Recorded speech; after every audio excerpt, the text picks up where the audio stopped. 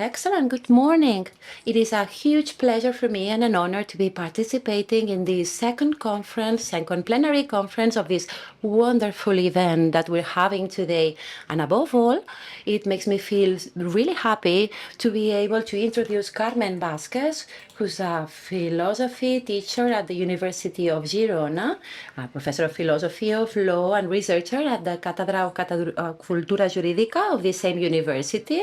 She has carried out research stays at the Instituto de Investigaciones Filosóficas of the Mexico University and also at the University of Miami, the Northwestern University, and the University of Nottingham. She has participated as well in different research projects both in Spain and in multiple academic events in Europe and Latin America. Since her publication in the year 2015 of her book, De la prueba científica a la prueba pericial, Dr. Vázquez has contributed to the reflection on the evidential use of expert knowledge. These contributions comprise multiple articles and the book La prueba pericial en el razonamiento probatorio. Besides, she has also fostered several collective books, among which I would like to highlight Estándares de prueba y prueba científica, Debatiendo con Taruffo, del derecho al razonamiento probatorio, y el razonamiento probatorio en el proceso judicial, un encuentro entre diferentes tradiciones. Professor Carmen Vázquez has also been coordinating the master degree in evidential reasoning, and we are very grateful because it has contributed to create this academic community among the topic of evidence. Dr. Vázquez, the floor is all yours.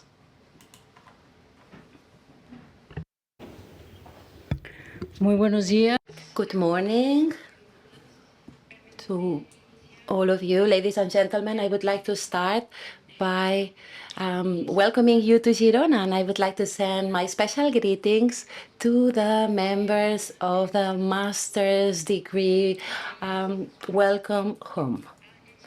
Secondly, I would like to send my personal thanks to Jordi Ferrer and Diego de Ibecki as members of the organization of this event today, because they have allowed me to give a plenary speech today in this wonderful setting. As you know, the title of my speech today will be Lawyers and Judges in the Pre-Trial Hearing, Reflections on Recent Civil Procedural Reforms in Ibero-America.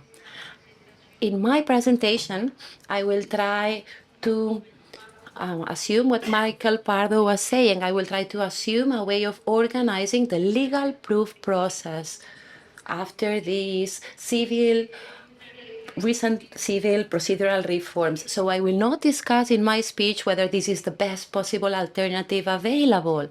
I will focus on the analysis of some of the pieces, some of the bits of this reform, and what, in my opinion, are missing discussions in it. I would also like to mention from the very beginning that my interest will be basically in what we can call the identification of the controversial object and the access to information to support it.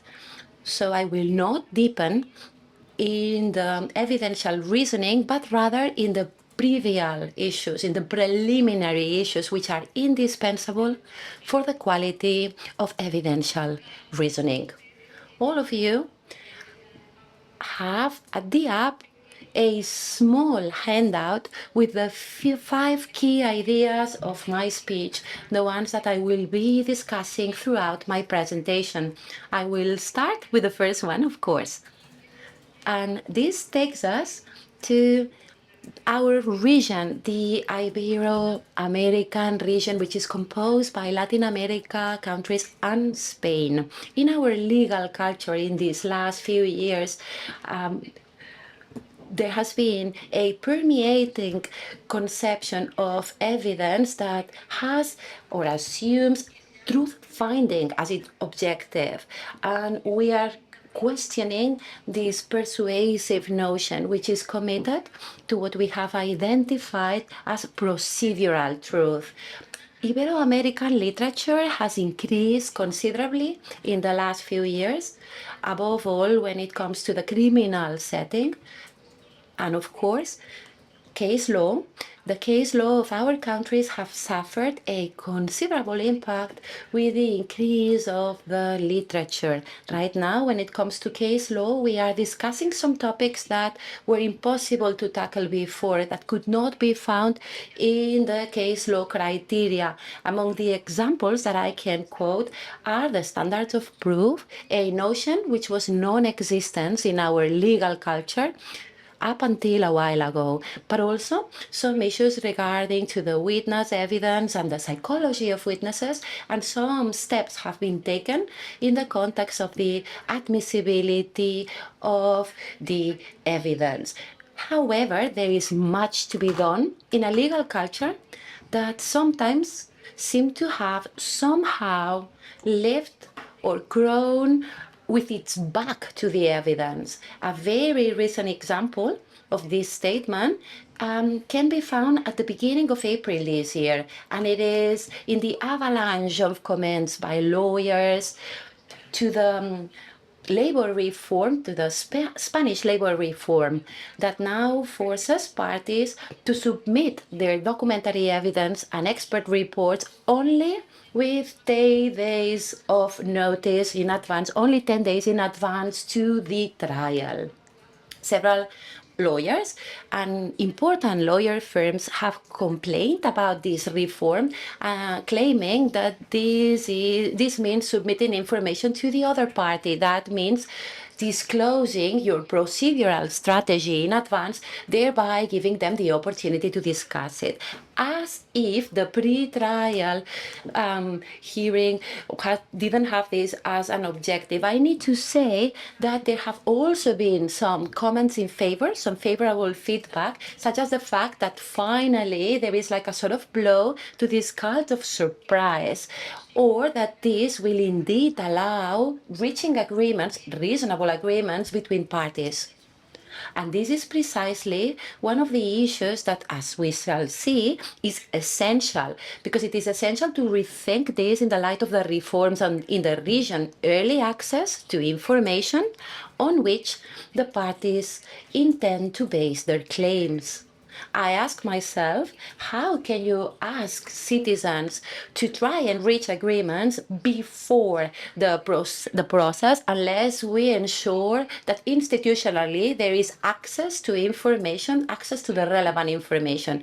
There we have, for example, the recent so-called efficiency law of the public service, of the Spanish public service, of the beginning of this year, which establishes as a requirement for the admissibility of a civil claim that the parties prove that they have previously resorted to some appropriate method for non-jurisdictional dispute resolution. That means that the parties may not be clear about the points in dispute because, among other reasons, they do not know what evidence they may have to support their claims.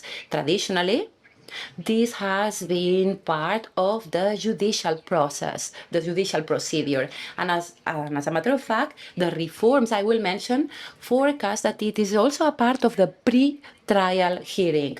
Considering the current trends with regards to the agreements between parties and the efficiency of the legal systems, I think that at least we should be concerned about the fact of how they can reach these agreements. That means that we need to make sure that they have access to the relevant information which may allow them to make a rational decision about whether to settle or what to settle for, because of course the success will depend on that. Therefore, I believe that it is worthwhile to make a distinction between the knowledge that parties need to have about dispute matters and the knowledge that judges need to have in order to solve this dispute. Currently, the first one could not depend anymore on the procedural context. With the current dynamics, the parties should try and go to the courts with enough knowledge so as to have decided whether it is possible to settle or whether a trial is necessary. And the strategy of winning lawsuits by surprise should definitely end in our cultural sphere. Let us come back to this growth, to this Ibero-American growth in evidential matters. We can say that almost all our attention has been focusing on judicial decisions, fundamentally to inform the judges about the correction criteria, the correct criteria for the evidentiary assessment and decision making. Nonetheless, no attention has been placed or has been paid to lawyers, understood in a broad sense. That means including prosecutors, defense attorneys, and so on and so forth. And in any case, beyond the regulation models or the normative models that we have built, unfortunately, we didn't pay enough attention to certain empirical data that could play an important role on these models. On the one hand, the lack of empirical information that we have on the quality of the average lawyer in the region gives us some important data. If we really want to devise some hearings with demands on the parties so that there is something like a sort of division of cognitive labor. In other words, that not everything depends solely and exclusively on the judges. On the other hand, research from cognitive psychology research suggests that irrelevant factors that should not affect judgment may cause some systematic and predictable biases in the decision-making processes of the judges. This type of information could make us think about the role of lawyers too, and the important role they play when it comes to adding or submitting information for the reasoning of judges and controlling it. It can also bring us back to the importance of these decisional models as criteria of correctness that allow us to identify when evidential reasoning is biased. The empirical data evidence allows us to know the reality before we want to change it, only changing, the law. Unfortunately, our legal culture does not tend to create legislation based on evidence or research that considers subjects as they are without idealizing them. As we will see, these gaps can really hinder the improvement of our legal systems through the reforms. However, before I start elaborating on that, it is important to identify what type of reforms I am talking about, I am referring to. The procedural reforms in civil matters in the last few years in our region have focused our attention on the interrelation between the subjects, the knowing subjects, judges and lawyers, in a model that is based on hearings. The procedural literature tells us that the civil procedure reforms in Latin America have been permeated by the Model Civil Procedure Code for Ibero-America of the Ibero-American Institute of Procedural Law and the Spanish Civil Procedure Law, both of which share or replicate some central spheres. Please allow me to assume a sort of decisional structure, or at least common access, that with some differences, of course, among the different regions of the area and some exceptions, such as Chile, that hasn't reformed the civil procedure for the ordinary civil trial, would operate in 3 stages: pleadings, intermediate or pre-trial hearing, and complementary hearing or trial. The hearings, as Pereira Campos says, which are governed by the essential rule of immediacy, are the engine of the paradigm shift. They go from the written process to the mixed process, because in them, orality becomes a way of working with a permanent dialogue between the judge, the parties, and the lawyers, as a possibility of achieving a justice that has like a sort of human first, which is that has a more reasonable duration and that works with efficiency. I will now focus basically on the pre-trial or intermediate hearing, with some mentioning of the acts of this presentation. But I think it is absolutely paramount to pay attention to the preliminary hearing needs, because the dynamics, the current dynamics, apparently are taking us to a situation in which the trial has warranties, but it's the exception rather than the rule. Before I continue advancing on this, it would be worthwhile mentioning that this pre-trial hearing has different objectives. For example, to reach an agreement between parties, to prepare the trial, to set the controversies and decide what evidence has to be submitted or finish in advance the process. In order to achieve all these objectives in the hearing, there has to be a relationship of collaboration among the judges and lawyers, thereby trying to achieve this difficult balance between the functions of each of the parties involved. So on the one hand, we have the judges, the judging people, who are like a sort of process manager. The judge controls, monitors everything so as to achieve the relevant aims for the legal system, as Victoria Mosman says.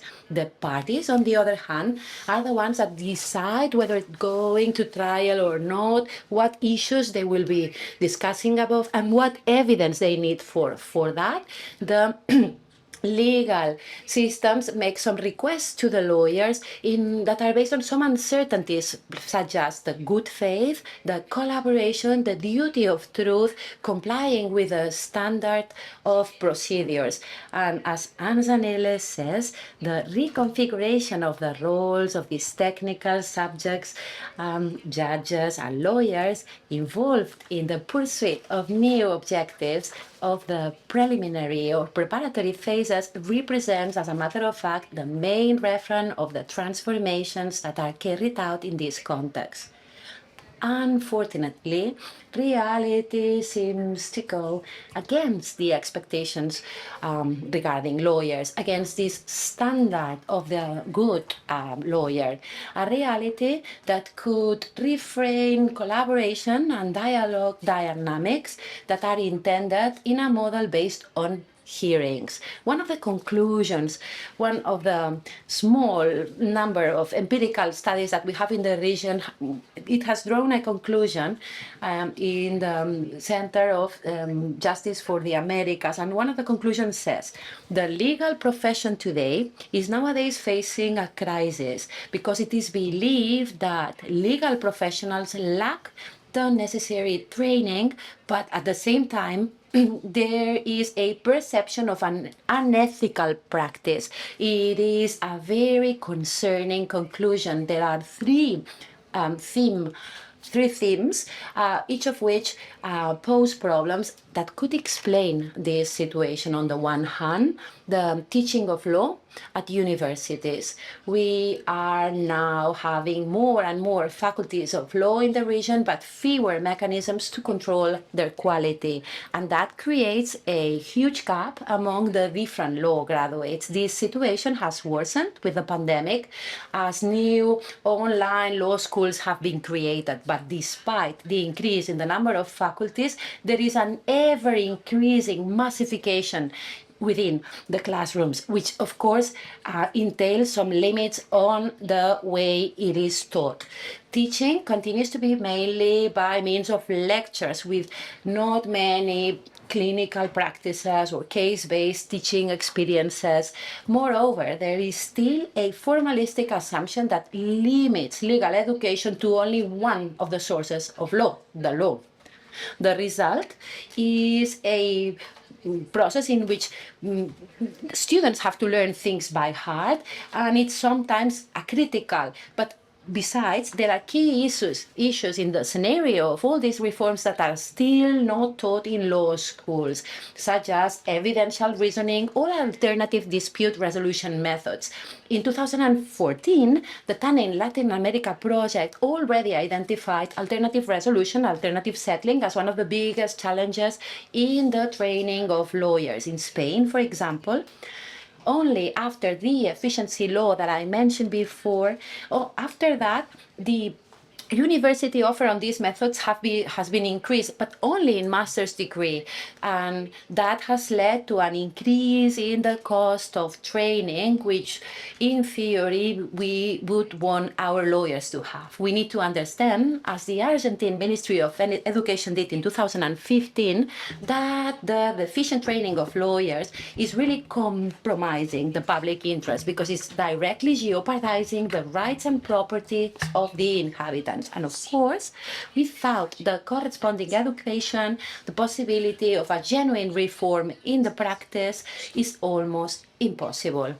The second thematic axis that could explain the exclusions that we've came across is the state licensing for the practice of the profession. In many places, there is no distinction between the law degree and the qualification to practice as a lawyer.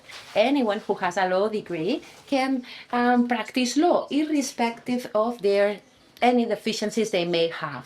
And where you have a license to practice, you may ask yourself, how appropriate is it? In Spain, for example, there are many complaints about the two steps of this process. On the one hand, this master's degree in law, it is a sort of recapitulation, a recap of what has already been covered in the 4 years of law school, but it costs thousands of euros, students say. And with regards to the subsequent state exam, it is a written test with 75 multiple choice questions, supposedly assessing practical knowledge, not only theoretical knowledge, about law.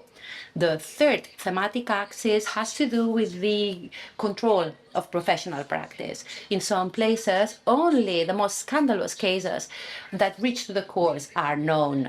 Nobody knows anything, nobody controls anything about the rest. There is no compulsory bar membership. Lawyers can do whatever they want to win the case or to protect the interests of their clients or their own interests. Of course, there is no prevention of what would be considered misconduct.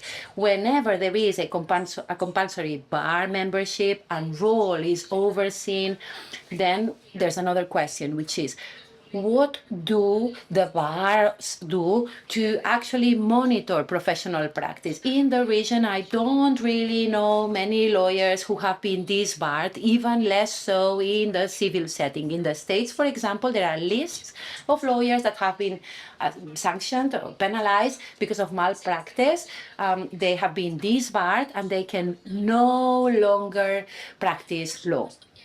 Of course, we could add a fourth thematic axis related to the question of continuing professional education that a lawyer requires. For example, in the whole wave of reforms in Latin America, the focus was still on the judges, not on the lawyers, who were often captured by schools of theatricalization of their function. Perhaps to reform our systems, or in order to have genuine change through reforms, it is essential to rethink the important profession of the trial lawyer. Is it just a liberal profession, or is it also a profession of public interest? Again, we need to make the necessary steps to have some lawyers that are qualified, and if this is what we want, that can help parties reach an agreement. But according to the data we have, no matter what reform says, this doesn't seem to be the case. When it comes to facts and evidence, there's a key issue for the parties beyond the lawyer and the quality of that lawyer, which is that these parties must decide first and foremost whether they go to litigation or not, on what matters to litigate, and that what evidence is going to be put forward, which would lead us to believe that they must have access to information guaranteed in order to make these decisions, which we have said they can make. So the question is, Do they have this? Before reaching the preliminary hearing, as I mentioned a moment ago, in some systems the parties are asked to try to settle, but without institutionalizing anything or guaranteeing anything so that this consent has been informed for both parties. Actually, as mentioned, the idea is that the preliminary hearing will allow to set the object of the dispute once the parties aim their or submit their pleadings and several basic documents have been submitted together with them. What is more, in the preliminary hearing, still complementary allegations could be submitted, identifying new facts, what may lead to the incorporation of new evidence before the oral hearing. So in this scenario, it's worthwhile asking, how can they settle? How can we ask the parties to agree before they know anything? Or why should the parties communicate to each other for the purposes of reaching an agreement if they are not going to mutually submit all arguments? We are interested in access to information when it comes to the decisions.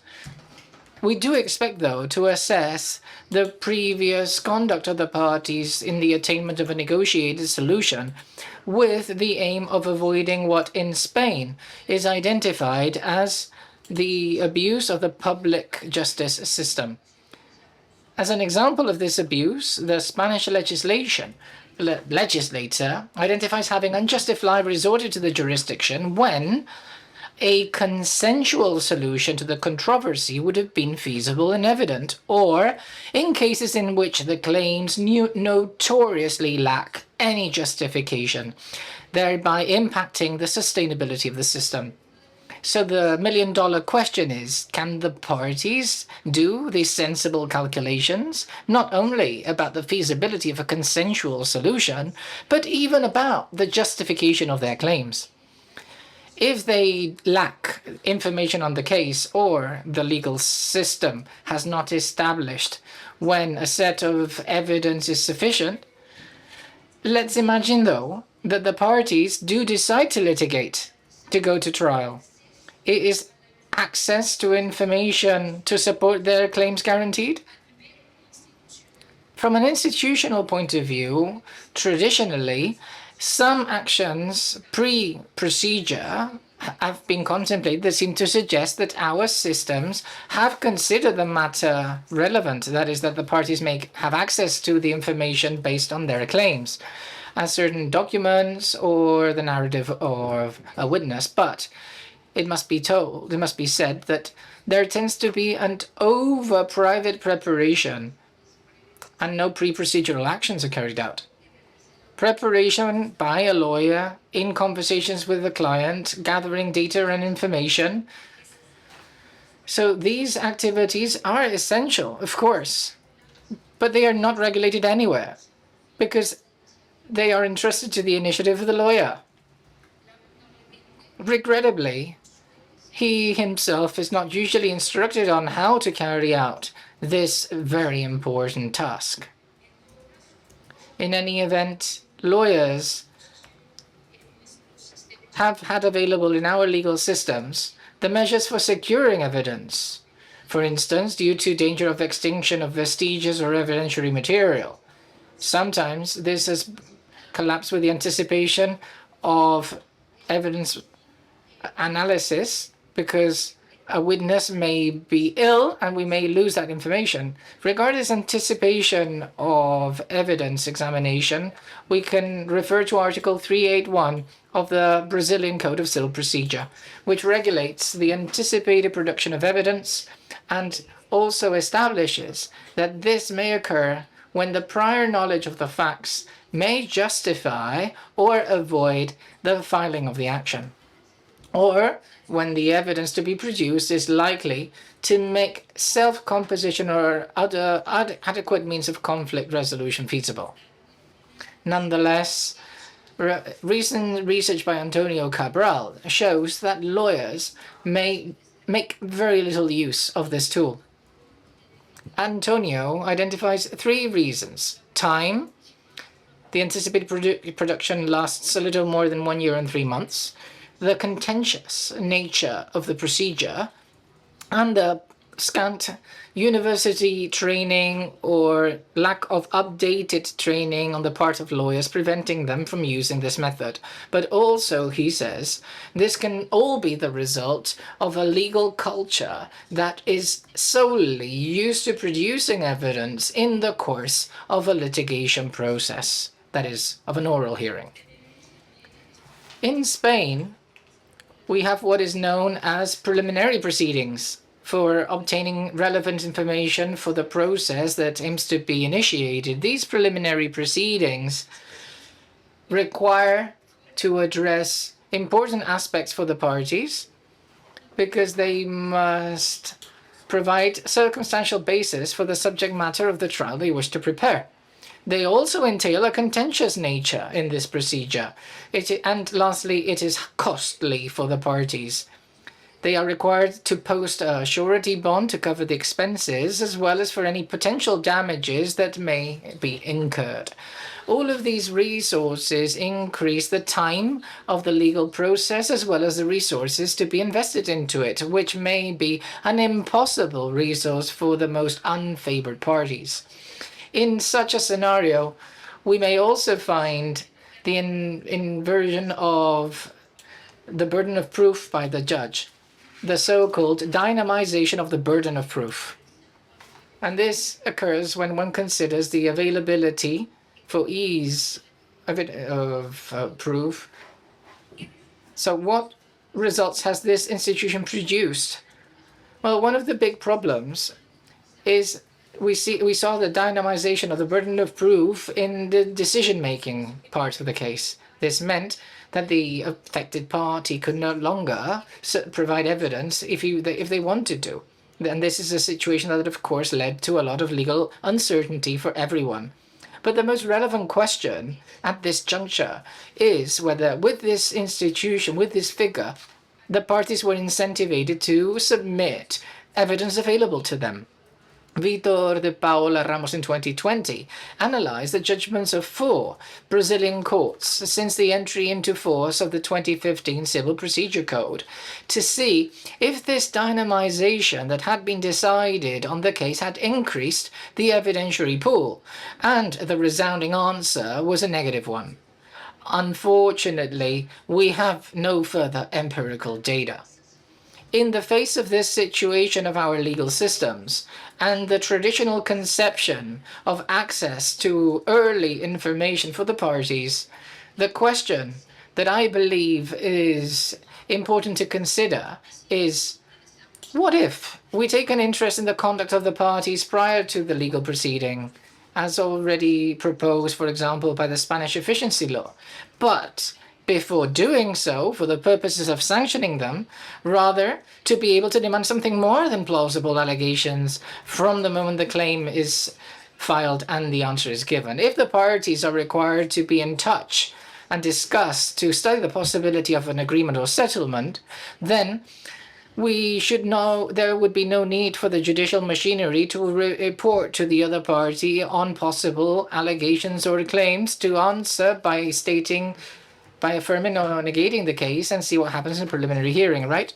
The parties, however, should be able to draft a claim and a counterclaim or response to the claim with a substantiation of the facts that would allow to establish a relationship with the elements they can offer. And even if the parties are not required to agree for the claim, if the brief sets the beginning of the legal procedure and as a result the cognition of judges, it may be worthwhile to consider under what conditions we will initiate the judicial machinery in civil proceedings. And orality is a scant and expensive resource. So why should we expect and why should we wait until the preliminary hearing? With respect to limiting the object of the claim and the submission of evidence in accordance with the demands of system efficiency, we could file a claim with grounded hypotheses based on sufficient evidence in order to satisfy the standard of proof. An approach to this issue is key to develop potential agreements between the parties and also, above all, for the process itself.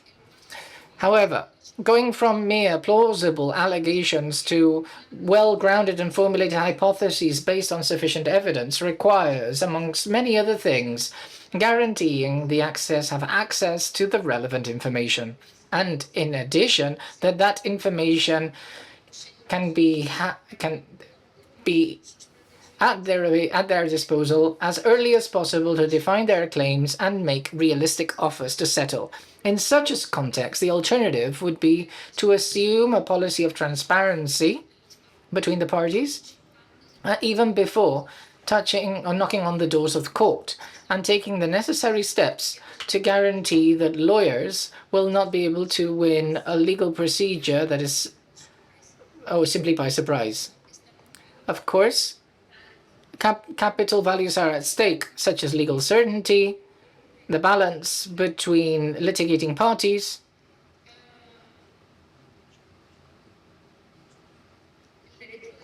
the right to defense, and impartiality of the court, as we shall see.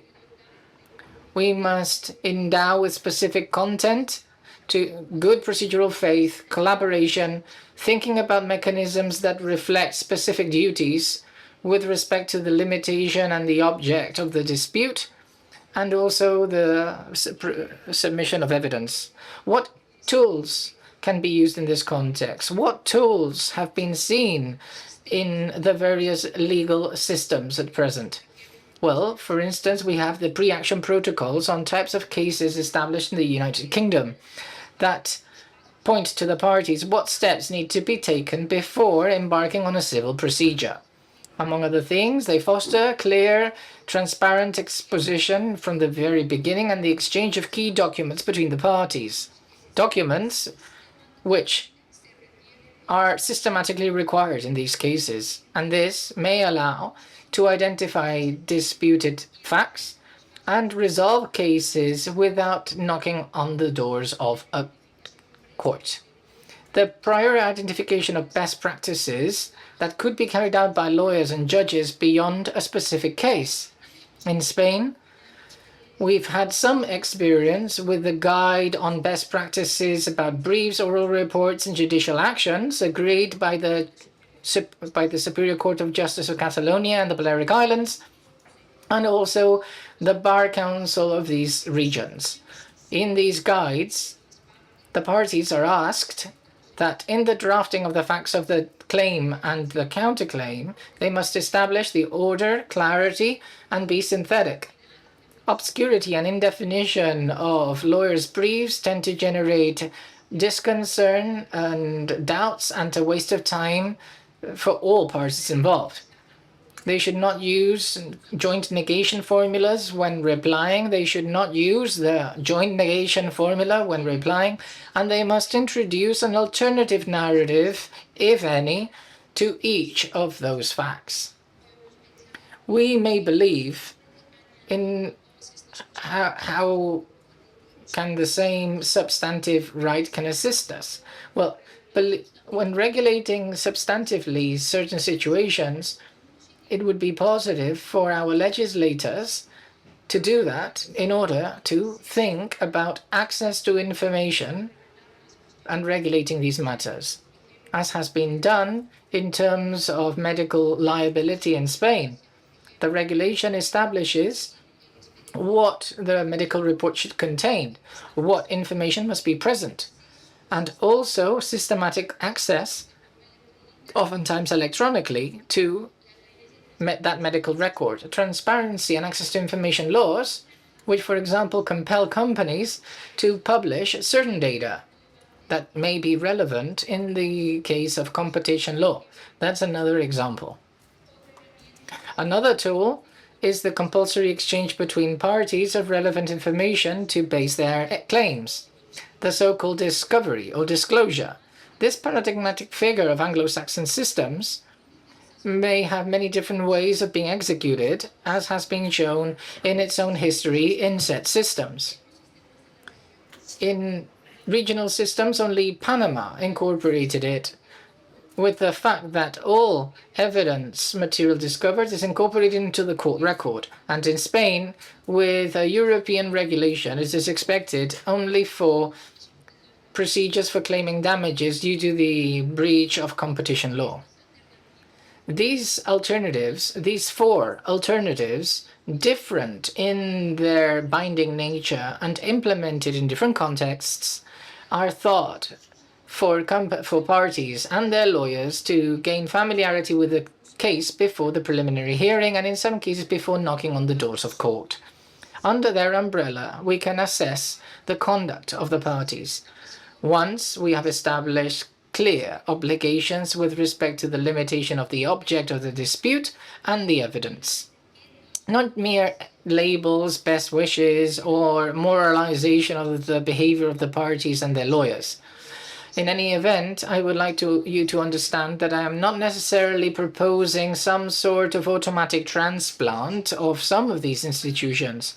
Rather, I would like to emphasize some debates, discussions, or commitments this entails, such as early access to information, the specific homework in terms of evidentiary matters, and a cultural change in the practice of law.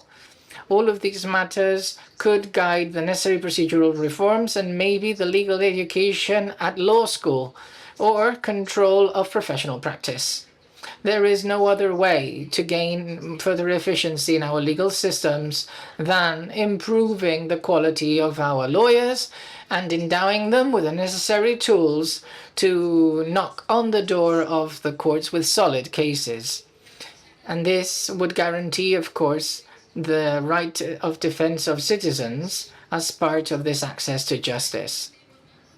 There is one more issue to discuss at this point, which is the last of the issues I wanted to touch on. If these lawyers that we've been talking about do not play a role of qualified cooperation with the judges in the context of the preliminary hearing, we run the risk of judges to decide in a biased and partial manner, considering only that information they deem fit. This concern has already been highlighted by procedural doctrine in relation to the wide array of decisions they must make in a preliminary hearing.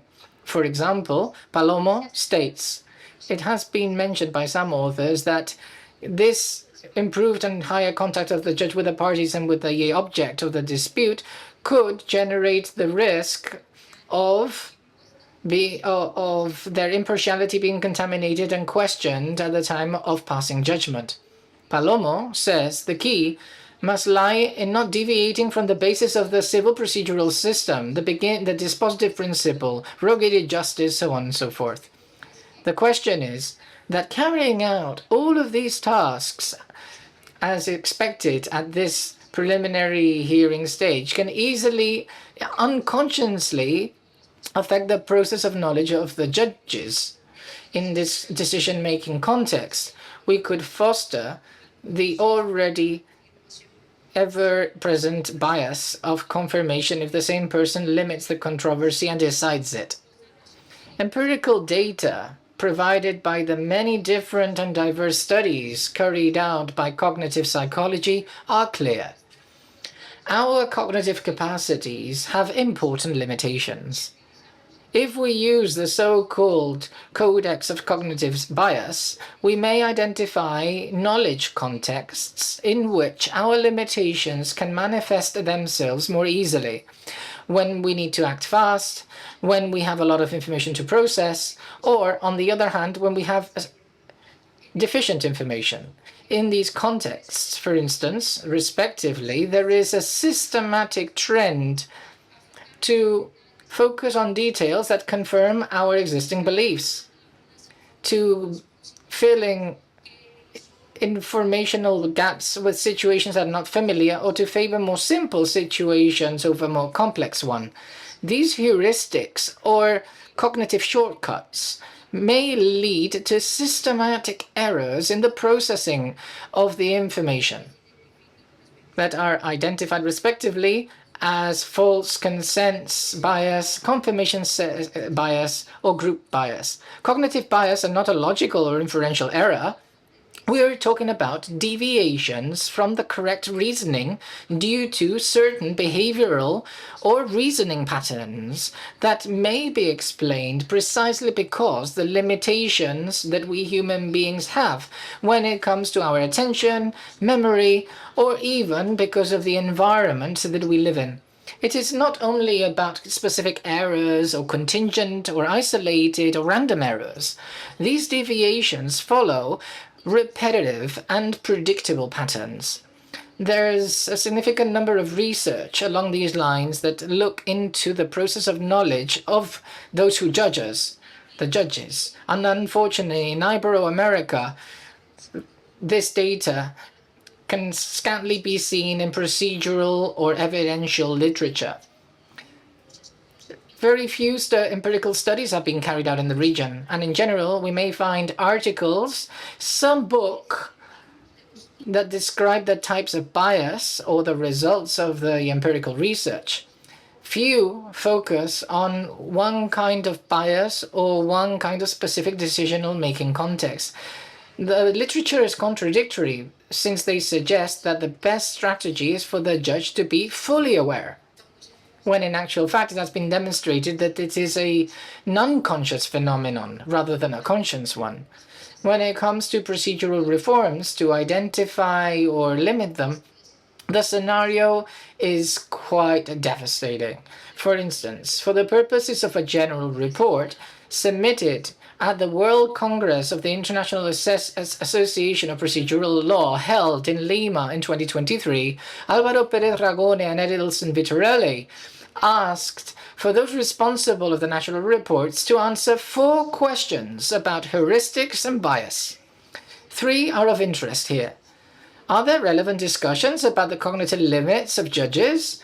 Where are they deemed relevant? In the evidential regulation when decision-making, in review and appealing decisions? Are judges trained to identify and avoid factors that may lead them to make wrong decisions, including bias? Is there a concern with respect to the bias that may emerge among judges based on their own participation in the evidential stage? The conclusions submitted by Pérez Ragón and Vitorelli with respect to these questions are very clear.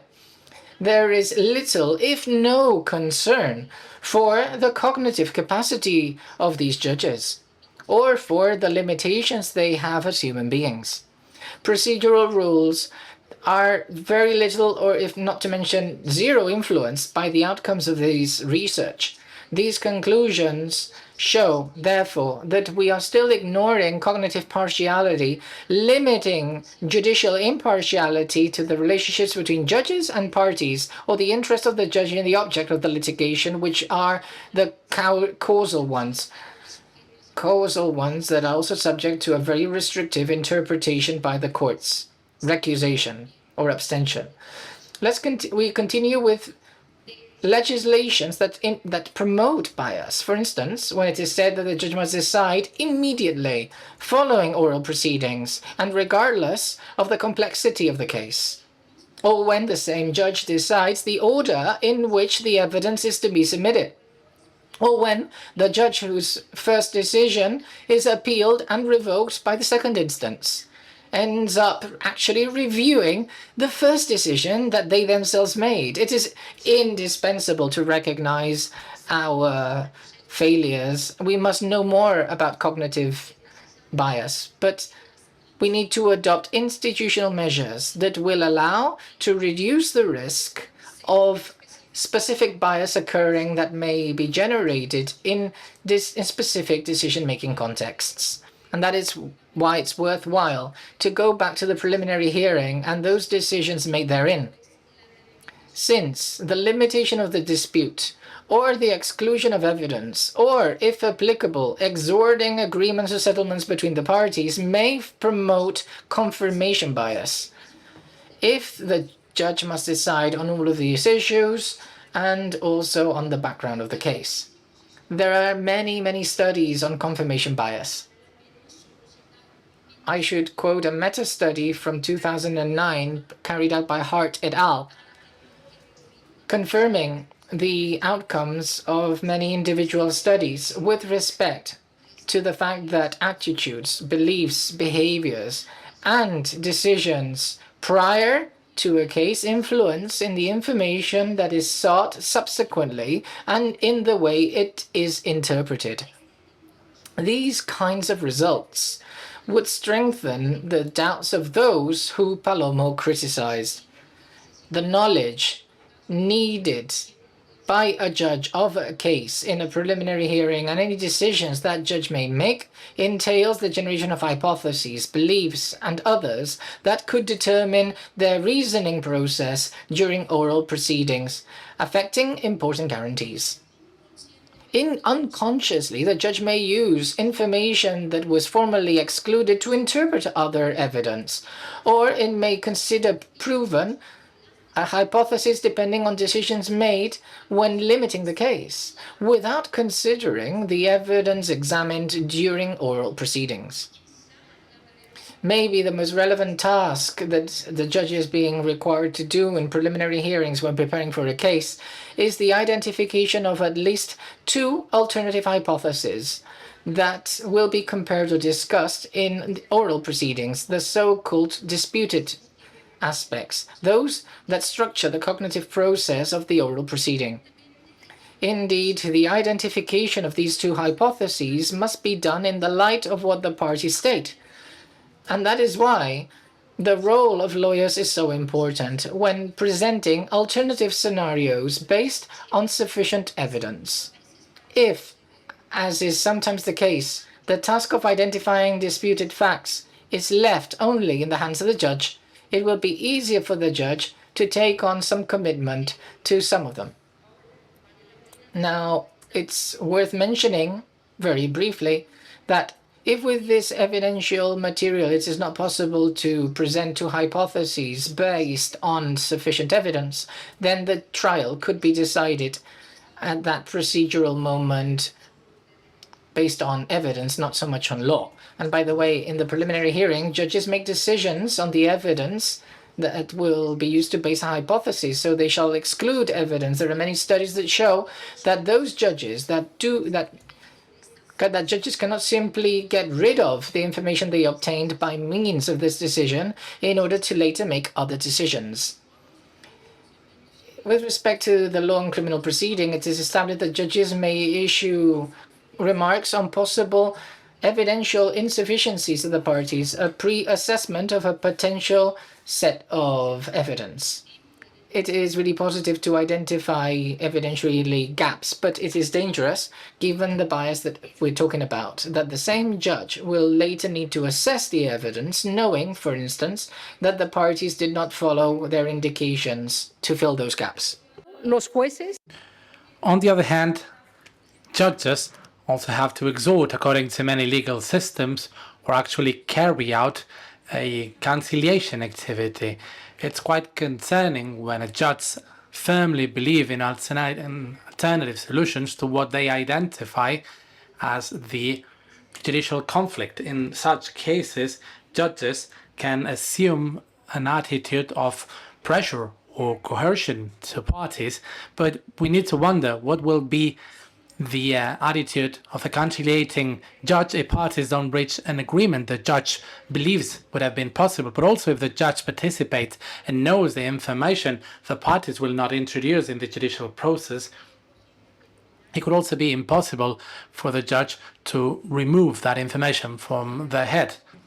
So we need the forking, the bifurcation of the tribunal, so having at least two judges knowing and deciding on such aspects. Here we could have the issue of whether that preliminary knowledge is not necessary or correct to decision making after the hearing, but the facts and the evidence which are relevant for the preparation of the hearing may be different from the facts and the evidence relevant that will be subsequently debated during the hearing. These are also two different decisions. There's two hypotheses with sufficient evidence that have to be debated. That's what would be challenged in the preliminary hearing, and what hypothesis is better confirmed. That's the decision that should be made during the hearing. We could also have the concern of whether more judges are needed to bifurcate the tasks. The answer might be that no, we should just restructure the courts and work with collective bodies in which not everyone decides on everything. In any case, collective deliberation of judges doesn't seem to be working if it is done on the basis of what the main judge says. And also some studies suggest this could also lead to some collective or group bias. Whatever the case, it cannot be up to the assessment of every judge the ability or the possibility of having biases or not. Institutional modifications are needed. The division which is suggested in itself doesn't mean we're going to make better decisions in the preliminary hearings. It is only suggested as a mechanism that could prevent biases and their consequences for whomever has to decide on the case after the hearing. And then that would reduce the effort and the mental burden which is requested from the decision makers. What else can be done? Well, I can't get into that, obviously, because of time limitations, but given that cognitive biases can lead to mistakes in the evidence reasoning, protecting the due cognitive process implies protecting the quality of the decision-making process. Very short conclusion before I finish. If we want to improve our judicial systems, it's not enough to look for reforms that try to reform and try to improve the procedure or just with the development of regulatory models. We also need to take into account what other people putting the proceeding in function are like. We need empirical data informing us on the pieces we really need to move. We need to learn to work together with science, not against science. For instance, in what regards cognitive limitations of subjects and process of changes fostered by reforms or by regulatory models of reasoning on the facts request commitment to training to all subjects involved. Without training, it will be almost impossible to change almost anything. Thank you very much for your attention.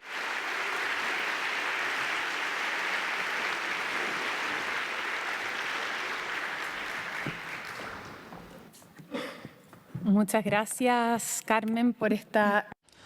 Thank you so much, Carmen, for this magnificent speech, magnificent presentation.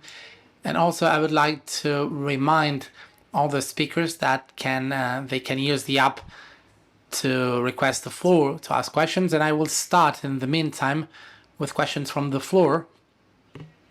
The first one is precisely about discovery as an institution. The question is, what's your opinion on this institution in terms of evidence and also its potential mandatory character as a way to guarantee access to information, also in the case of responses from the defense? That is a very interesting question, a question I have asked myself often in the past. I believe discovery could be really interesting to change this legal culture I was telling you about, and also to improve access to relevant information, basically for the parties. However, compared experience shows us there's been different ways of putting practice this institution of evidence discovery. Even the systems that originated this figures, such as the United States or the United Kingdom, have undergone significant changes in this regard. In the beginning, originally, it was a mechanism managed by the parties just between them as they wanted. But now this dynamics of evidence discovery has changed over the years, and now it is integrated within the multiple tasks carried out by the judges and what's called the judicial management. So now both in the US and the UK, judges have significant incidence on part of the operation of the institution of the discovery. In these systems, discovery has worked really well, particularly in the last few years with these modifications. So it could be interesting to integrate it in our civil law legal systems. We would just have to bear in mind the distinctive features we could move in our systems to try and make that institution fit and work. Basically, because in criminal matters, there are judicial systems such as the Mexican one and others that already integrate discovery. And in criminal matters, the main problem has been the bad fact-finding proceedings by the prosecutors, because sometimes they don't do anything or they do it wrong. So in that line, it hasn't been a tool that has provided the benefits seen in other legal systems. So all in all, we could think about bringing it into our legal systems. We need to again bear in mind all the moving pieces here and try to make them fit. Flavia Carbonell requested to speak. If you can stand up, please.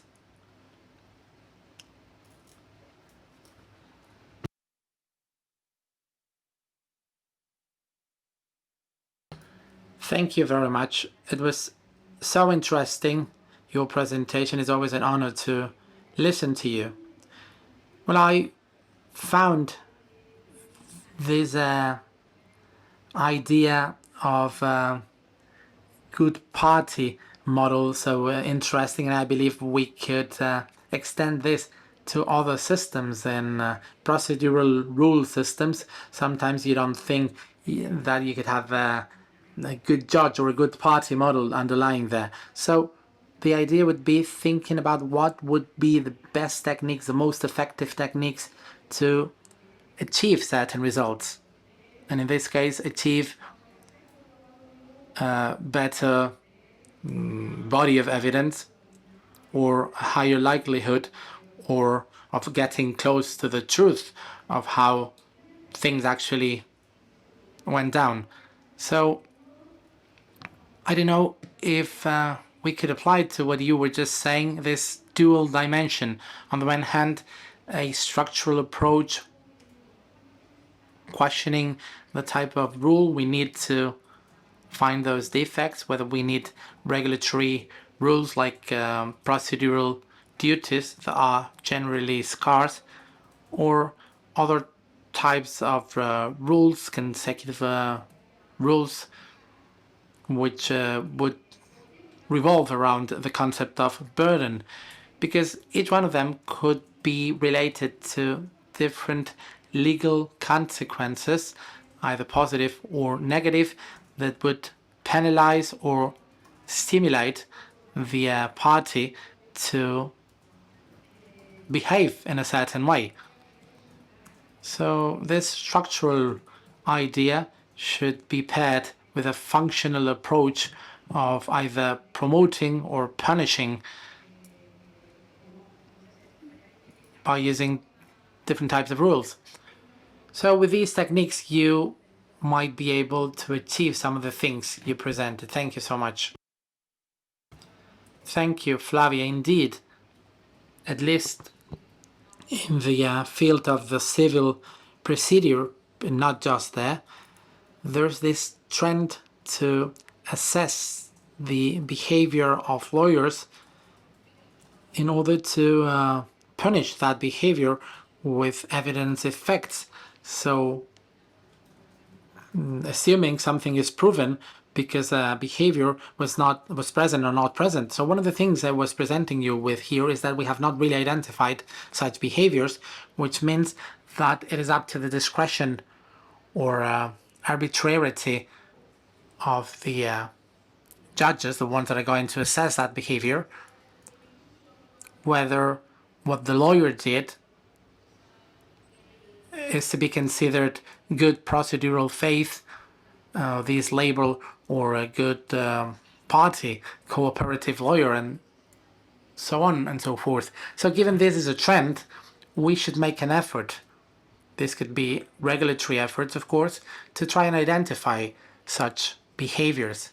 I believe that the experience in legal systems in that context has been really valuable, walking diverse paths to those rules. For instance, this guideline for best practices that has been implemented in some Spanish courts has worked really well.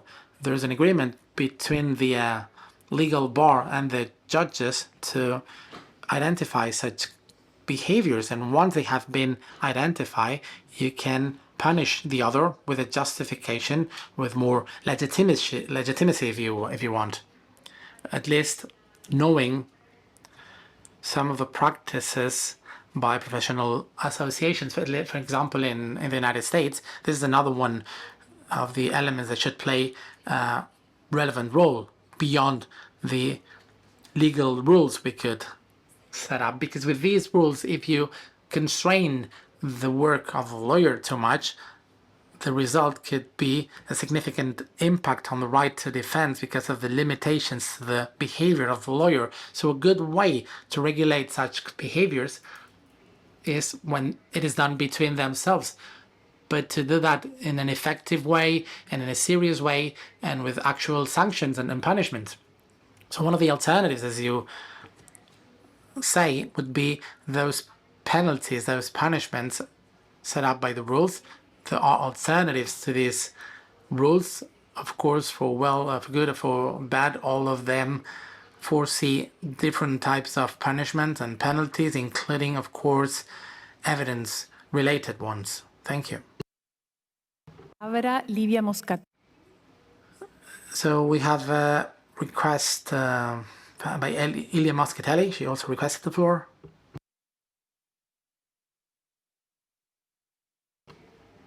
Good morning, Carmen. It's always a pleasure to listen to you. I have a couple of doubts. First, one is related to the quality of lawyers. I have the feeling that very often the problem is not so much the training, but a material issue.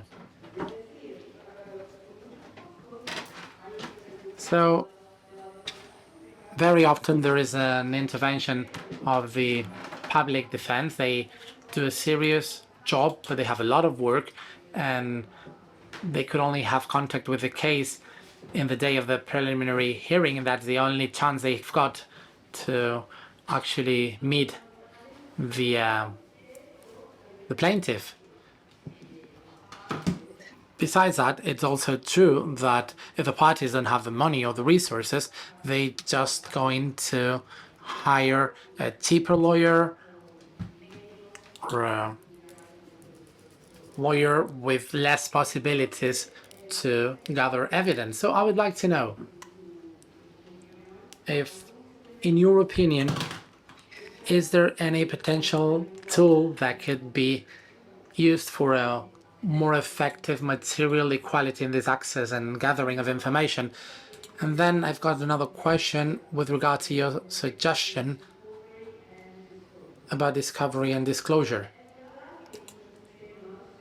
It is true that in many common law systems there are these two obligations, discovery and disclosure, and documents are signed saying that all the relevant information is submitted, but also there are iconic cases in which relevant information has been omitted. I'm talking about the civil procedure, but of course this could also happen in criminal cases. So not providing useful information.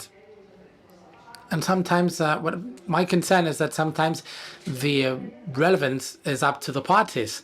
This criterion is up to the parties. So this filter of self-assessment, I'm wondering whether this could be a relevant point of living out information that are relevant for the case.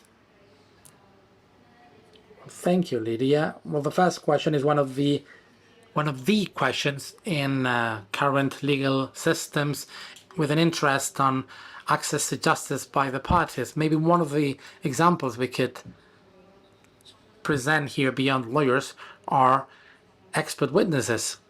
In the case of expert witnesses, because of the lack of financial resources by the parties, they can't really access expert witness to bring expert knowledge to the decision making in their case. And as could happen with expert witnesses or with lawyers as well, the best alternative we could have in our cultural environment is the state. The state should try and find a way to put on the table not just public lawyers, that happens a lot in our countries, but also the dynamic of this institution that will provide good quality defense to good quality counsel to whomever needs it. Unfortunately, public resources are limited, and we need to rethink maybe and think about a wider picture of what we want to invest, where and how much. But I'd say that at least in our cultural environment, this is the way in which we can guarantee access to justice to these favored parties. As for your second question, that's also really interesting, and these have been two of the main changes in the systems that have used this figure for quite a few years now. One of these figures, as I said before, is to what extent information should be discovered that may be relevant. Well, that's part of certain judicial decisions in terms of the management of the process. Precisely because significant abuse by the parties has been identified, sometimes not submitting the information, sometimes swarming the parties with information, providing so much information that the relevant one can't really be found. So there's a shift we've seen in judicial systems in terms of integrating judges in these kind of decisions in line with judicial management. And also the evidence relevance criterion has been identified to be too wide, and that relevant information should be limited to sustain their claims for specific claims. And so parties have the obligation to point out what's the information they believe the counterparty has and they believe will be relevant to ground their claim, not the case in general, just a specific claim. And this has had a significant impact in this kind of issues as well. There's no perfect judicial institution, as we know. They all have their problems. They all have an impact on diverse pieces of the legal system. And this is one we might try to improve, to provide early access to the parties given the dynamics of our current legal systems.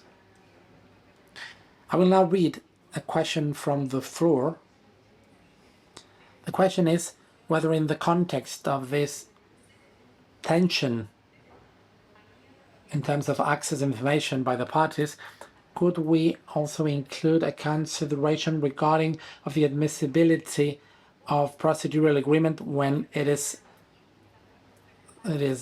supported on facts, on grounds, or if it should only be used for the as a mechanism for the resolution of conflicts, even if it's not based on evidence? Well, that's a great question. of course, amongst the so-called alternative mechanisms for the resolution of conflicts, which, of course, highlight consensus, there are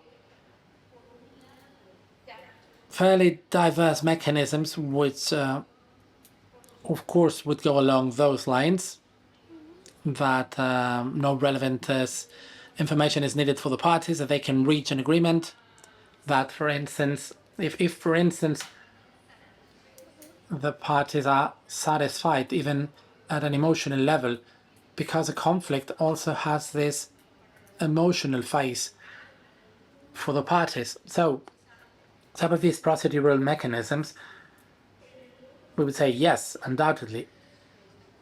Then the other part would be an assumption of these mechanisms saying no, agreement between the parties has to be assured and that it should be founded on certain information. Well, personally, I would favor that side, the latter. So agreements which are incentivated by our legal system, they should be based on a minimum amount of relevant information on the case. If the parties look for a different mechanism to try and reach these agreements, which is not based on that information, maybe these are not the mechanisms our legal system should be promoting. But I insist, this is just my political preference after, of course, wondering what happens with an agreement when the parties did not have access to that information and when subsequently they have access to that information. How good it would be for our legal systems to somehow force the parties to insist on that agreement, or maybe spend more resources on that agreement, which maybe had not been considered if they had had this information.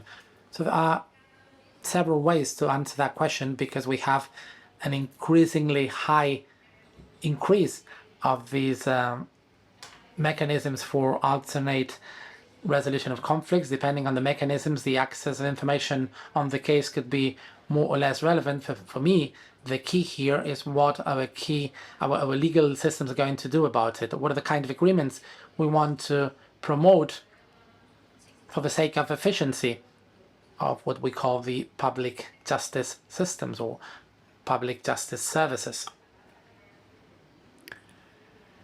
Now, Leandro Giannini requested the floor. If you could please stand up. Yes, thank you. I would like to congratulate you on this presentation. I've got two very short questions. The first one on preliminary cooperation, preliminary exchange of information. It was quite analyzed in your previous answer, but if you could maybe elaborate on that, on systems not used to this active previous cooperation. Could you elaborate on the systematization of criteria that could be maybe transposed onto a regulatory framework to stimulate this? Because these systems are often criticized when they are used in an ancillary manner as a tool to find behavioral parameters for someone who did not really develop their case, so they didn't have this aim and they just have to prove the material facts, but they have to obtain information to build inferences that will allow them to finish presenting their case without incurring in flaws. So there are factors in between for systems that may not have this kind of experience so developed, which could be useful, and maybe you could elaborate on that and share that with us. And the second short question is about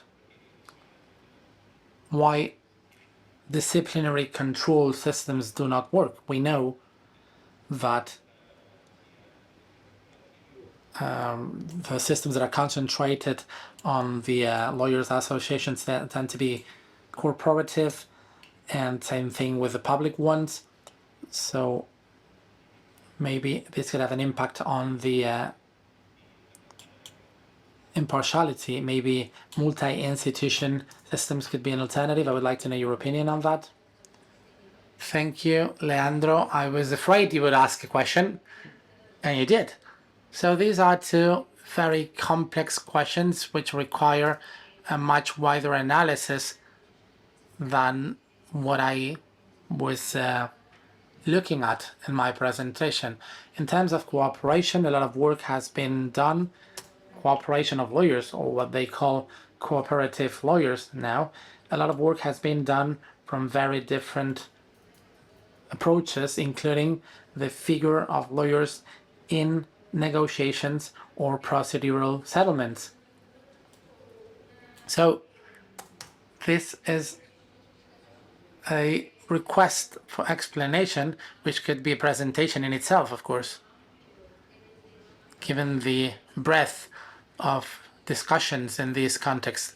What I was most interested in here was to just put on the table the good idea brought in by reforms of thinking in qualified cooperation of lawyers with regard to the submission of information, given it is up to the parties to determine whether they will press charges or what information they're going to have on the case and so on and so forth. So we're just thinking about cooperation in that very specific aspect. And that we need to rethink what specific requirements have to be requested from lawyers so that they will communicate in a clear, concise, information-based way how they can communicate their claims and the case they're arguing. I have not really reflected much beyond that, but that would be a pending task for me because I'm really interested in that issue. And of course, as for disciplinary control of lawyers, that's the same as disciplinary control of judges. This is a great topic in which diverse alternatives exist. We've got the possibility of professional associations which have not been exploited in the region. We've got professional associations in most of our countries. In most of our countries, it is not mandatory to be a member of a professional association. And maybe we should think about not just making it mandatory, but also what can we do so that these professional associations will work? What incentives we could have? Because as you said, and I agree, having the judges implementing this interdisciplinary, or having the judges implementing this disciplinary control could have an incidence on impartiality. But basically, this is a call to reflect on disciplinary control of the behaviors we want lawyers to have or not have in civil judicial proceedings. Por favor, ponerse de pie. Alan Maleza has requested the floor. If you could please stand up, please. Professor, muchas gracias. Thank you very much, Professor. In many African countries like Kenya, where I come from, most litigants or people who go to court appear mostly without a lawyer or legal representation, and they rely heavily on judges to guide them about the processes and how to go about the court processes. So when you talk about procedural reforms, like early disclosure and pretrial decisions be applied fairly in such settings, where access to information and training is unequal and avoid reinforcing bias and inequality, how do we manage such situations where a judge may be biased and the fact that people don't have access to justice, they may be facing some level of inequality? How would reforms go in a way to look at those who are unable to even access legal justice? Thank you. I'm so sorry, but I can hear you very well from here. You repeat it, please? Sure. Thank you very much.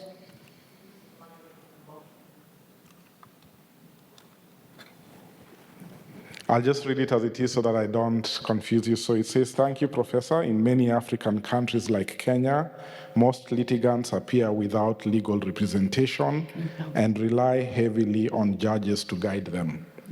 How can procedural reforms like early disclosure and pretrial decisions be applied fairly in such settings where access to information and training is unequal, and avoid reinforcing bias or inequality?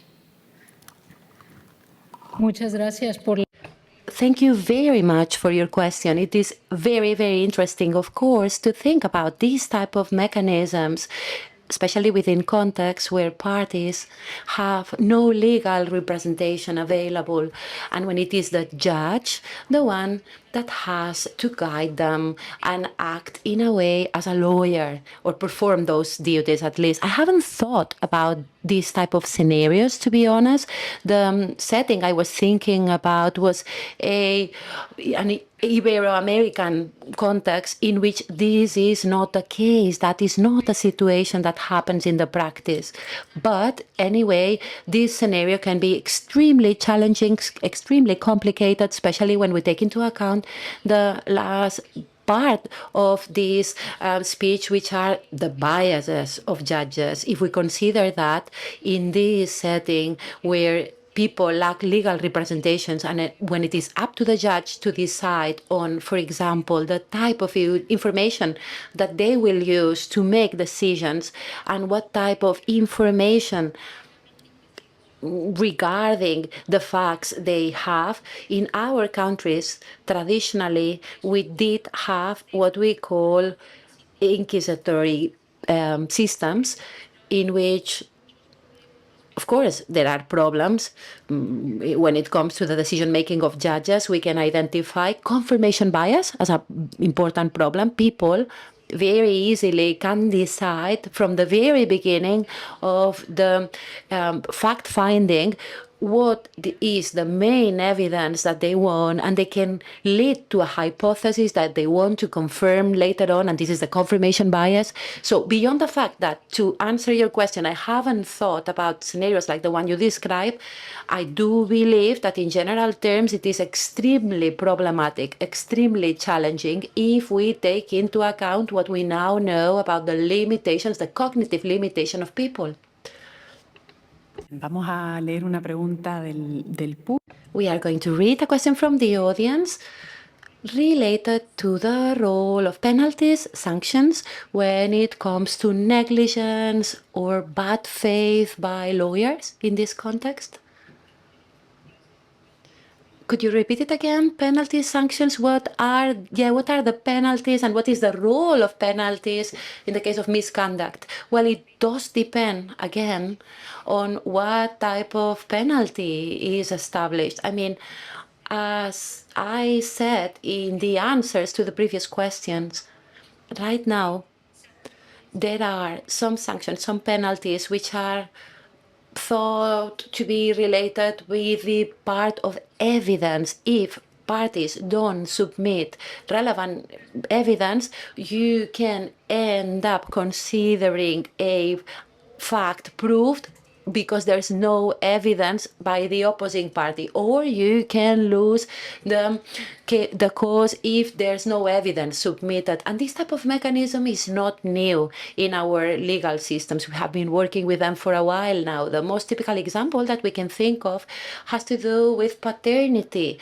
disputes. If, for example, someone in our legal systems, if someone is not willing to have a DNA test performed on them for paternity reasons, then they get a penalty, and the child is supposed to be their child. And sometimes you may think that this penalty is more for the child than the person, because this person is not wanting to be their parents. But this is an example that we have with paternity controversies in our system. So there can be this type of sanctions or penalties. There may also be some economic penalties in this regard, or in other legal systems like the ones that we discussed this morning, when bars create regulations for this type of questions, some members may be disbarred, some lawyers may be disbarred, or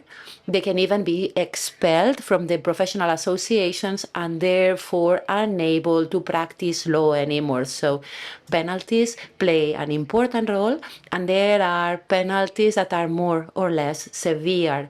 And of course, it does have some impact. Thank you very much. We will continue with questions in the audience. Frank Posorio, if you could please stand up. Doctora, muchas gracias. Doctor, thank you very much for your speech. I would like to add to the previous question something. I mean, what should be the way to regulate these penalties or sanctions, specifically those related to evidence, so that they are not considered as anti-epidemic?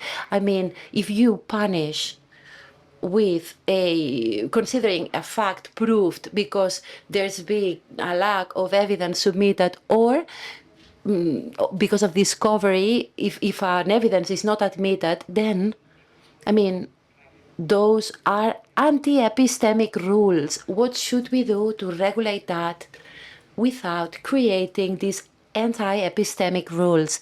Thank you. This is a wonderful question, and it is indeed a question that those of us who are interested in evidential field and in evidence are systematically asking ourselves in this context. I mean, this type of discussion is interesting. There is a distinction now which is becoming famous when it comes to the judicial management, because there's a distinction between the implications of deciding on a case and the implication of litigating this case as a whole. If through sanctions and penalties we manage in an ideal world, so to speak, if we manage to have lawyers and barristers improve their practices, even in some cases with penalties, with anti-epistemic penalties, but litigation as a whole improves as a result, then we may be willing to accept that in some cases, maybe we're losing this epistemic value because as a whole, we're gaining rather than losing when it comes to fact-finding. Of course, obviously, this is something that needs to be measured and quantified. Our legal systems are not used to it. It's not a part of our legal culture. Measuring and constantly measuring the rules, measuring the reforms that we apply to those rules is interesting because it would allow us to measure these type of issues as well, so as to know whether, for example, penalties to lawyers or barristers because of their lack of faith and so on and so forth, whether these penalties have an impact on, for example, the inclusion of relevant information to the cases and so on and so forth. If we had data about it to support this type of questions, this would be a very interesting procedural mechanism as a whole, beyond case-by-case specific mechanisms. So we need to make some changes, but we of course, need to measure those changes. And if we get a good result, a good outcome, then litigation is improved. And otherwise, we need to rethink and identify the type of mechanisms, the type of penalties that we can apply and that we need to apply. Emilia Bustamante. Emilia Bustamante has requested the floor. If you could please stand up for your question.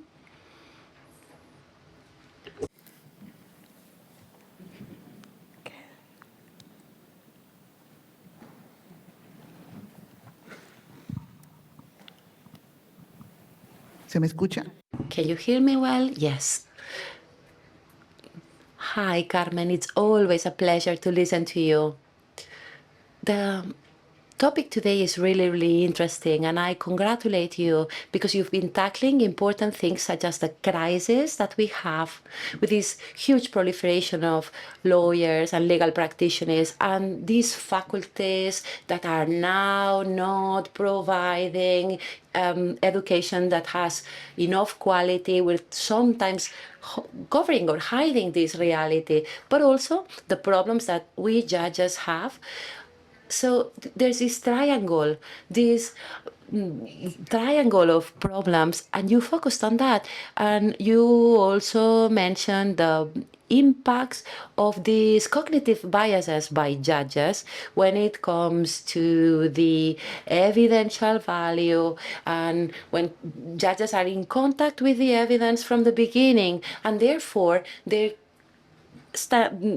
creating a standpoint on the issue, and they may be inclined to think that somebody is right and somebody is not from the very beginning. And those of us who have been working in the field, we have realized that oftentimes in the pre-trial hearings, judges are starting to get a position indeed, and we definitely need to work on that. We definitely need to make sure that this does not happen. But my question has to do with a topic that, of course, we could elaborate on for ages, but does that mean that there are impacts on the lack of, unbiased, impartial thoughts of judges? This is an extremely interesting, and congratulations for your speech. Emilia, thank you so much for your question. As a matter of fact, cognitive biases need to make us rethink the partiality of judges. It cannot be limited to, abstention and so on and so forth. We were focusing our discussion on different topics, but of course it is important to keep on reflecting on that. A judge can be qualified as impartial because of the relationships with the parties and so, or interest in this matter, but we need to include all these issues on the cognitive biases that can affect judges in decision-making context, and therefore we have to be sure that they are really cognitively neutral, so to speak. Unlike the traditional way of focusing on that, for this type of cognitive bias, the demands cannot be only for people, only for the judge in particular. They need to be independent, impartial, but it's not as if we have to tell them, you need to keep yourself cognitively impartial. This is, of course, something that takes place in the unconscious mind. It's not a conscious attitude. Therefore, what we really need to do is institutionally, we need to think how we can design the system so as to reduce the risk of people, judging people, suffering from any type of cognitive bias. I think we have a lot of work to do in these type of matters, because there are many different types of biases. Not all of them are activated or triggered at the same time.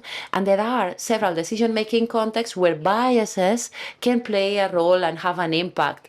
One type of research that I find extremely interesting, and this is something that I really try to convey, is we should relate what is the decisional context we're thinking. For example, the pre-trial hearing or previous hearing, what type of decisions are being made there, what type of biases can happen in the pre-trial hearing, because this will allow us to think about the institutional mechanisms that we can devise to decrease the risk of bias. All the literature, of course, is very wide, and there are a lot of publications available. We now know that we cannot escape from this topic anymore. We need to rethink how to add these topics in the different topics that we're tackling. Thank you so much. Okay. Unfortunately, we don't have much more time available, but there are many people who wanted to participate. I will only allocate one more question time because we really need to finish and go for lunch. But Fernando Lucas Avecilla, if you could please stand up for your question.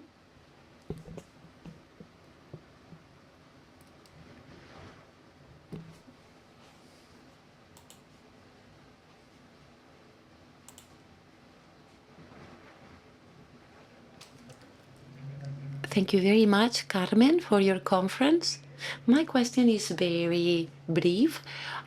There have been some empirical studies studying lawyers and barristers, but there's sometimes a crossfire between litigators and those of us who work as judges. So my question is, do you think it would be convenient to have periodic controls of the exercise of judges with tests, with controls to stay in office? And how can we organize that to make sure that there is, evidential reasoning training available, for example? And how can we avoid the interference of the executive power, for example, or other powers in this? How can we implement controls? Thank you. Thank you, Fernando. That is a very controversial topic, and it can be studied and answered from different perspectives. Obviously, on the one hand, we're interested in ensuring that judges have the necessary knowledge to decide on the cases they need to rule. But on the other hand, we're also interested in their independence. We really need to make sure that they are independent. We need to ensure judicial independence. So, in this second line of thoughts, we have to be careful with which are the cases in which we are going to remove the judge from office. What type of reasons can we find for this? It can be complicated. This mobility may have implications in the judicial independence due to matters related to the lack of information or other type of aspects related to the evaluation of knowledge. We really need to think this very well. One of the strategies that I think we can apply to our region, and it has been developed with more or less success in our region indeed, are the judicial teaching schools, or these schools for judges provide very good incentives for the development of the judicial career for judges. And this could be a way, a pathway. Capacity building is key. So we have implemented this tool to make sure that judges keep updated in their knowledge without the need for considering other topics that can have really bad consequences despite our goodwill. This is not something that I've reflected upon so much, Fernando, but it is indeed very, very interesting. These warranties for citizens, that people who are deciding on their case have updated knowledge. Okay, we have some more minutes. Let's have two more questions, please. And then the two questions, and then Carmen will answer, maybe linking this to her speech. Giovanni Priori, if you could please stand up, please. Giovanni Priori.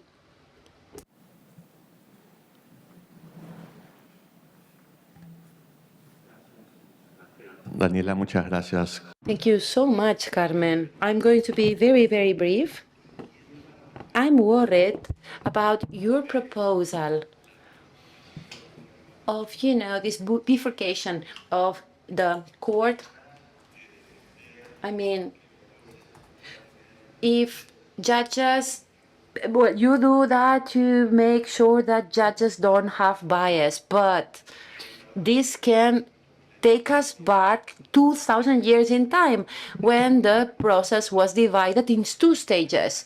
But I think that it could also mean to deny the function of knowledge gathering, where the idea is that parties inform the judge about the facts, and that the judge in the process, through the process, is getting information on the different claims made by the parties regarding the facts, the ways of verifying those facts, so that the judge can finally decide on them, rule on them. I think that this bifurcation, so to speak, denies the essence of this knowledge process to this effect. But this is just my personal, concern. Thank you so much. Okay. I'm sorry, but we will finish with this question, okay? Because I've been told that we don't have time for the last question. And it is one of the most difficult questions to answer, as a matter of fact.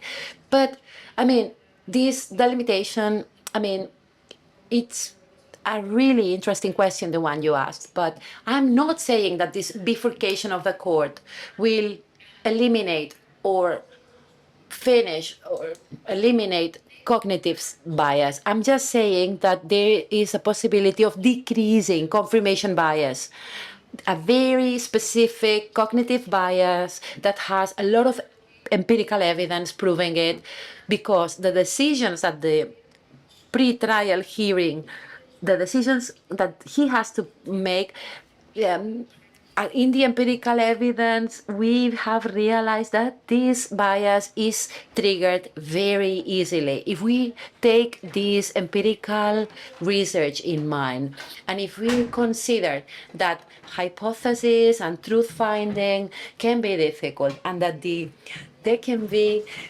this ruling out of evidence in the process, if we consider that it also depends on the role the judge can play when it comes to trying to make sure that parties reach an agreement. These are all situations that have been investigated in the literature, and confirmation bias has arisen in all of those settings, because this process of fact-finding, this process can be radically contaminated by the information the judge gets, and afterwards this information will go to the trial through, for example, the practice of evidence, but then some of this evidence will not be considered due to this contamination, because this judge may be confirming the decision they already made during the pre-trial hearing.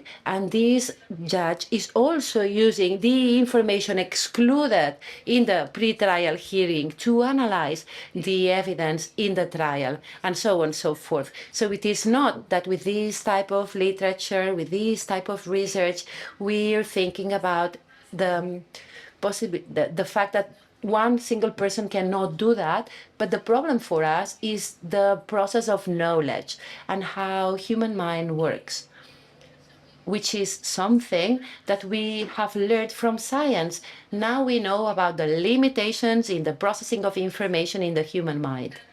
Maybe the designs that we're coming up with, considering the possible warranties and the possible questions, maybe, as I said in my speech, we should rethink the structure of our legal systems, considering the weaknesses that we now know judges have, as every human being has. So this process of knowledge can be definitely contaminated by the decisions that need to be made in the pre-trial hearing.